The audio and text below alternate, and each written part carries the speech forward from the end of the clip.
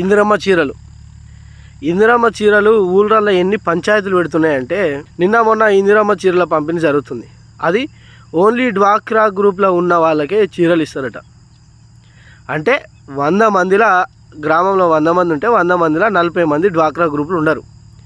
మన ఆ 40 మందికి చీరలు ఎవరు ఇవ్వాలి? కేసీఆర్ గారు బతుకమ్మ చీరలను మొదలుపెట్టినప్పుడు బతుకమ్మ పండుగకి ఆడబిడ్డకు బతుకమ్మ పండుగ ఎంతో శ్రేష్టమైనది అని చెప్పి 18 ఏళ్ళు నిండిన ప్రతి ఒక్కరికి బతుకమ్మ చీర ఇచ్చిండు. మరి రేవంత్ రెడ్డి ఏం చేస్తాడు? ఓన్లీ డ్వాక్రా గ్రూపులు ఉన్న మహిళలకే చీరలు ఇద్దామని చెప్తాడు. మరి మిగతా వాళ్ళు ఓటర్లు కాదా? నువ్వు ఇచ్చేదే ఎన్నికల కోసం. ఇప్పుడు ఎన్నికలు ఉన్నాయి, స్థానిక సంస్థలు ఎన్నికన్నారు కాబట్టి చీర ఎరవేద్దామని మీ ప్లాను.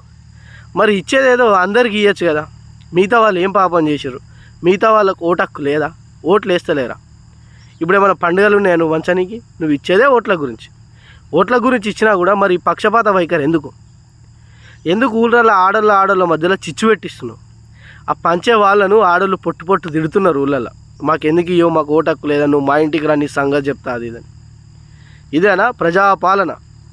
సగం ప్రజలకు చీరలు అందించి సగం ప్రజలకు అందించకపోవడమేనా ప్రజాపాలన అంటే? రేవంత్ రెడ్డి, ఇదేనా మీ మార్క్ రాజకీయం? రైజింగ్ తెలంగాణ అంటే ఇదేనా? ఆడోళ్ళను ఊళ్ళల్లో కొట్లాట పెట్టేదే రైజింగ్ తెలంగాణ.